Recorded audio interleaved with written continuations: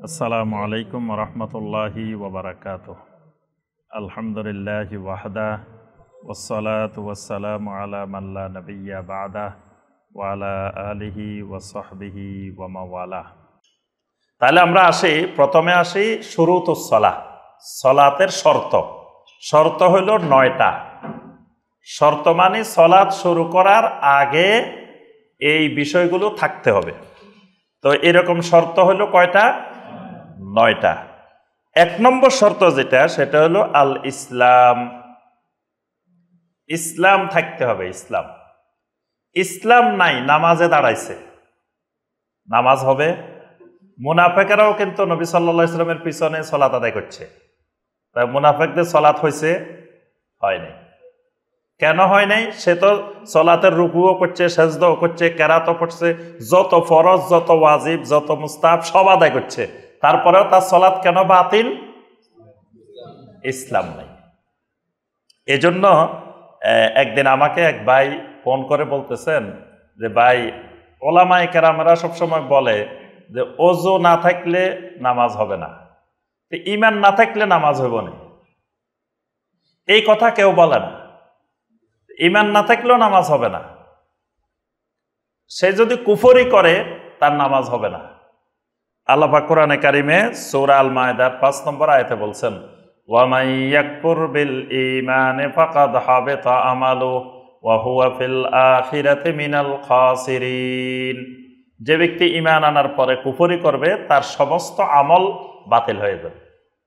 তাহলে যেই লোক কুফরি করে, এই লোক হাজারো নামাজ পড়লে, সালাত কায়েম করলে তার সালাত হবে না, সালাত বাতিল। সালাতের 1 নম্বর শর্তই নেই তার। যে লোক শিরিক করে, এই লোক সালাত আদায় করলে সালাত হবে না, সালাত বাতিল। যে লোকের মধ্যে বেদাতি আকীদা ঢুকে আছে, এই লোক সালাত আদায় করলে সালাত বাতিল হয়ে যাবে। এজন্য সালাত আদায় করলেই সব সালাত কবুল হবে না। এজন্য 1 নম্বর শর্ত হলো কোন ব্যক্তির ইসলাম পরিপূর্ণ থাকতে হবে তার মধ্যে, মানে শিরিক মুক্ত, কুফর মুক্ত, নেফাক মুক্ত, বেদাত মুক্ত দ্বীন থাকতে হবে, ঈমান থাকতে হবে। এটা হলো 1 নম্বর শর্ত সালাতের জন্য। 2 নম্বর শর্ত আল আকল।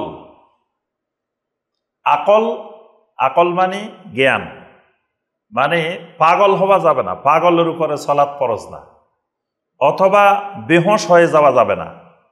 মানে তার আকলটা জাগ্রত থাকতে হবে, আকলটা সুস্থ থাকতে হবে, তাহলে সালাত হবে। আকল যদি সুস্থ না থাকে তাহলে সালাত হবে না। যেমন আপনার কোনো ব্যক্তি নেশাগ্রস্ত, নেশাগ্রস্ত অবস্থায় আকল ঠিক নেই, এই লোক সালাত আদায় করলেও সালাত বাতিল হয়ে যাবে। এই জন্য আল্লাহ সুবহানাহু ওয়া তাআলা মদ নিষিদ্ধের দ্বিতীয় যে আয়াতটা নাজিল করছেন, দ্বিতীয়বার, সেখানে আল্লাহ সুবহানাহু ওয়া তাআলা বলেছেন, ইয়া আইয়ুহাল্লাযীনা আমানু লা তাকরাবুস সালাতা ওয়া আনতুম সুকারা হাত্তা তা'লামু মা তাকুলুন। হে ঈমানদারগণ, তোমরা ততক্ষণ সালাতের নিকটবর্তী হইও না যখন তোমরা নেশাগ্রস্ত থাকো, যতক্ষণ পর্যন্ত না তুমি কি বলতেছ এটা ভালোভাবে না বুঝো, মানে তোমার আকল ফিরে না আসে। তো এজন্য মানে যার আকল ঠিক নেই, সুস্থ নেই, তার উপরে সালাত পড়া যাবে না, তার সালাত হবে না, তার সালাত বাতিল হয়ে যাবে। এজন্য 2 নম্বর শর্ত আকল ঠিক থাকতে হবে। 3 নম্বর শর্ত আত-তামঈজ। আত-তামঈজ, তামঈজ মানে হলো ভালো খারাপ পার্থক্য করার মতো জ্ঞান, ভালো খারাপ পার্থক্য করার মতো জ্ঞান, এটাকে বলা হয় আত-তামঈজ। এটা ছেলে বা মেয়ে 7 বছর বয়স হইলে এই তামঈজ হয়, 7 বছরের আগে তামঈজ হয় না। মানে একটা শিশুর 7 বছর বয়স হইলে মোটামুটি সে বুঝতে পারে যে ভালো খারাপ স্বাভাবিকভাবে। এই জিনিসটাকে শরীয়তের ভাষায় বলা হয় তামঈজ। এই জন্য নবী সাল্লাল্লাহু আলাইহি ওয়াসাল্লাম সালাতের ব্যাপারে বলেছেন, মুরু আওলাদাকুম বিস-সালাহ ওয়া হুম আবনাউ সাবঈন। তোমরা তোমাদের সন্তানদেরকে সালাতের নির্দেশ দাও যখন তারা 7 বছর বয়স হয়। 7 বছরের আগে সালাতের নির্দেশ দিতে বলা হয়নি। এজন্য এই সকল আহলুল ইলমগণ বলছেন যে এই 7 বছরটাই হলো আপনার তামইজের বয়স, মানে পার্থক্য করার বয়স। এজন্য পার্থক্য করার বয়সের আগে সলাত আদায় করলে ওইটা সলাত হয় না। এজন্য 7 বছরের আগে শিশু যে সলাত আদায় করবে এটা সলাত হবে না, যদিও সে রুকু করবে, সেজদা করবে, সব করবে, কিন্তু সলাত না।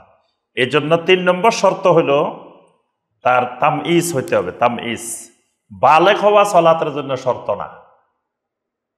সলাতের জন্য বালেগ হওয়া শর্ত না, সলাতের জন্য শর্ত হলো তামইজ হওয়া, মানে 7 বছর বয়স হওয়া। বালেগ হওয়ার বয়স হলো 14 বা 15, মানে প্রথম আলামত হলো তার বুলুগিয়তের আলামত, লক্ষণ প্রকাশ পাওয়া। লক্ষণ প্রকাশ না পাইলে তাহলে 14 বা 15 বছর, কোনো কোনো আলুল আলম 14 বছর বলছেন, কেউ 15 বছর বলছেন। 15 বছর হইলে সবার ঐক্যমতে তার কোনো আলামত প্রকাশ না পাইলেও সে বালেগ। বালেগ হওয়ার পরে সলাত ফরজ হয়, সলাত ফরজে আইন। কিন্তু তামইজ হইলে সলাত ফরজ হয় না, কিন্তু সলাত বিশুদ্ধ হয়। কথাটা বুঝে আসছে? এই জন্য সলাতের 3 নম্বর শর্ত হলো তামইজ, মানে পার্থক্যকারী এরকম বয়সে উপনীত হওয়া। 4 নম্বর শর্ত হলো রাফউল হাদাস, মানে যত রকমের অপবিত্রতা আছে, বড় অপবিত্রতা, ছোট অপবিত্রতা, সমস্ত অপবিত্রতা দূর করা, এটা 4 নম্বর শর্ত রাফউল হাদাস।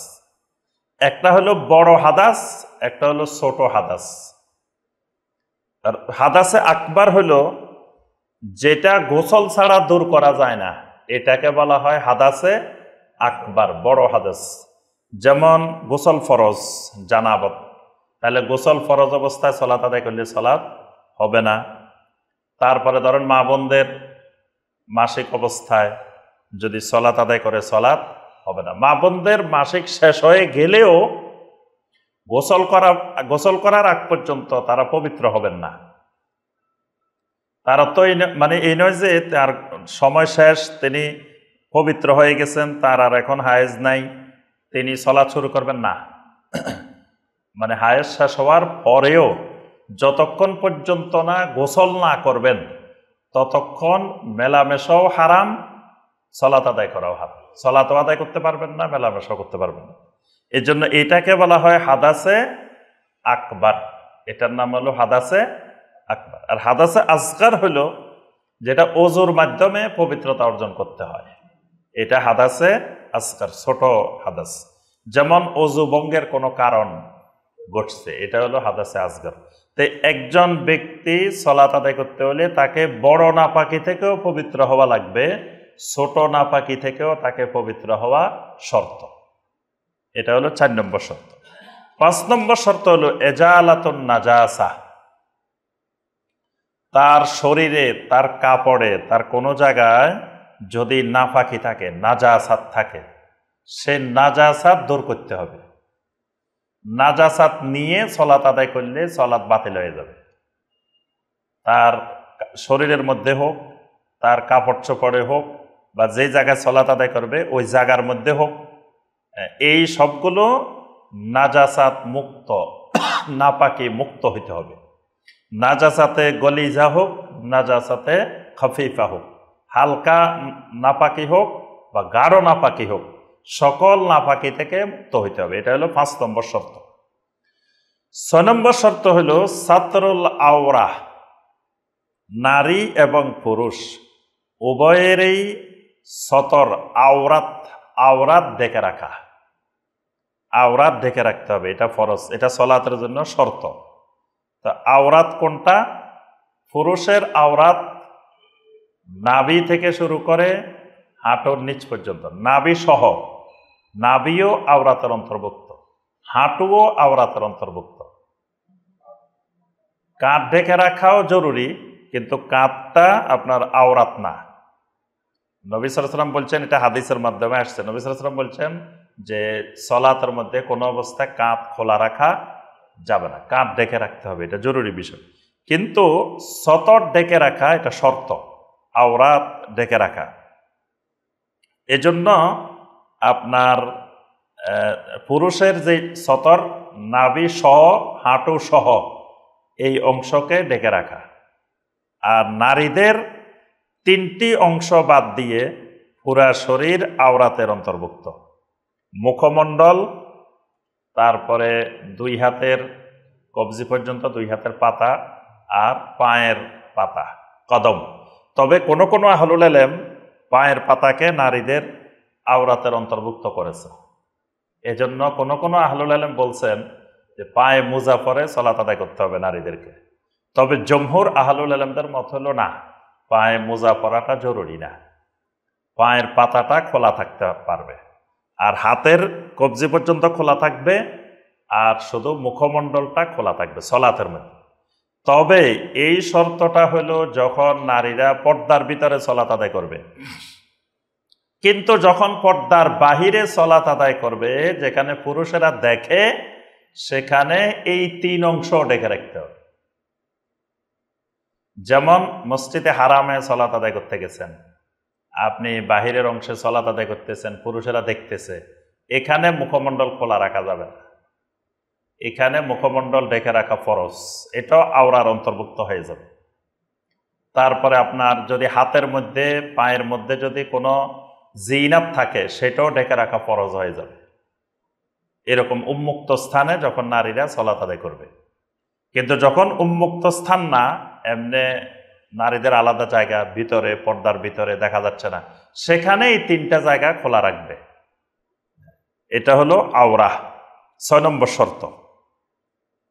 এবং আমাদের এই অঞ্চলের মহিলারা আপনার হজে গেলে, উমরায় গেলে, তখন সেখানে আপনার দেখা যায় যে পর্দার সীমানা বেশি লঙ্ঘন করে, মানে মনে করে যে হজে উমরায় গেলে পর্দা করা লাগে না। যেখানে ওই যে মানে পুরুষ আর নারী একসাথে তাওয়াফ করে, সাই করে, তো এরা মনে করে যে মনে হয় আর পর্দায় লাগে না।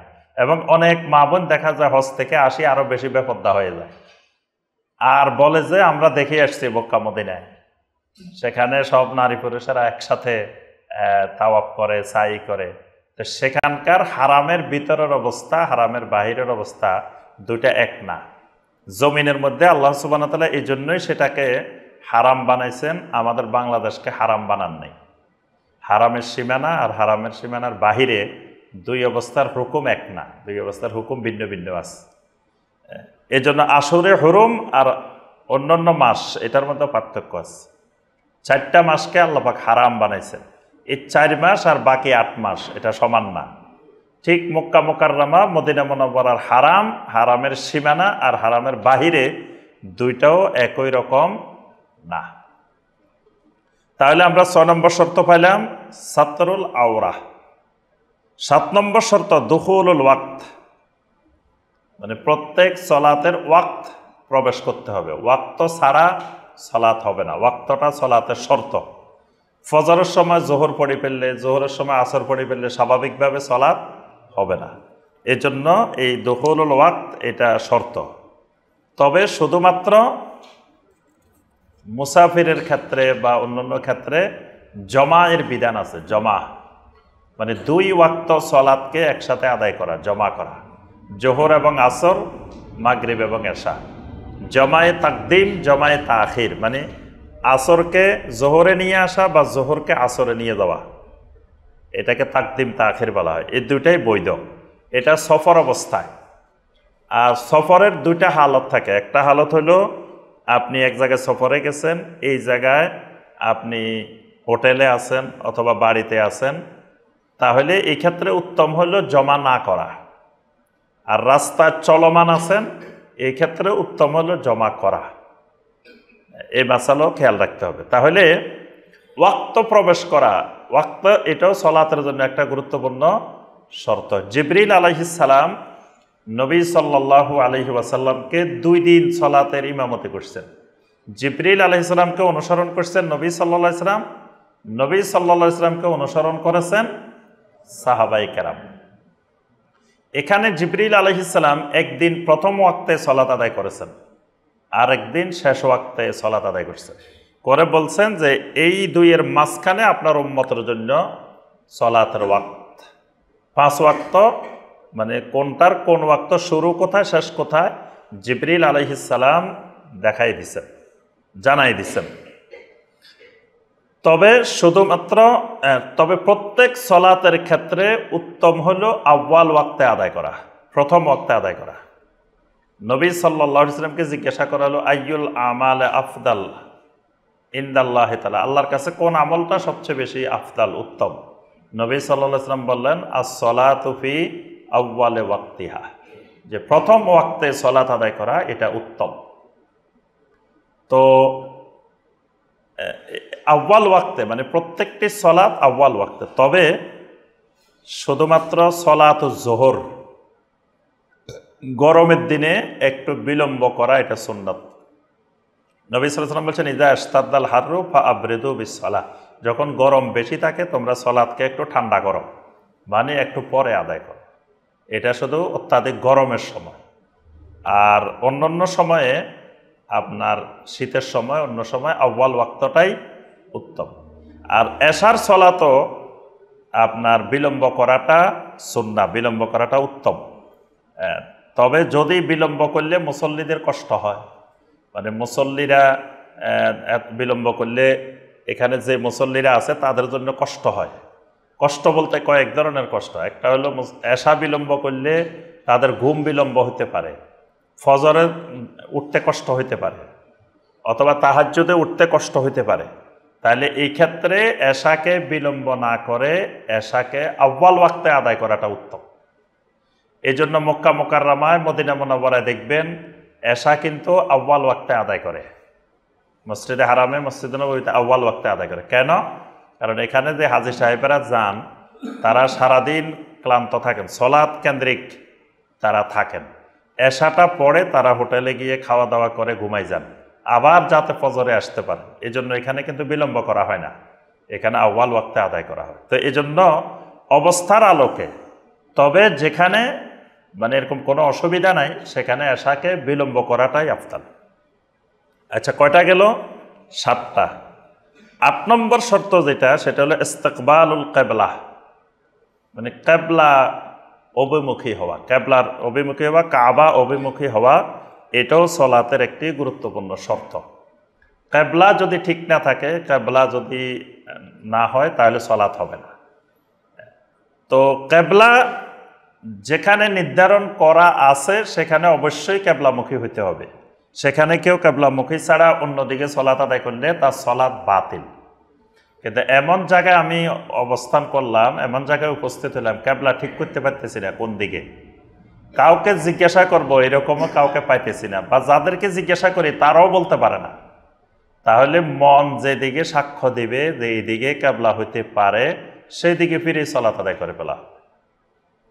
অথবা কিবলা বুঝতেছি কিন্তু এমন পরিস্থিতিতে আছি আমি কিবলার দিকে ফিরাটা সম্ভব হচ্ছে না।